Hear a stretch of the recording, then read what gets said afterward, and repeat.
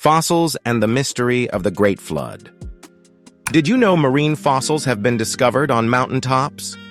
Yes, creatures that should live deep underwater are found thousands of feet above sea level. How did they get there?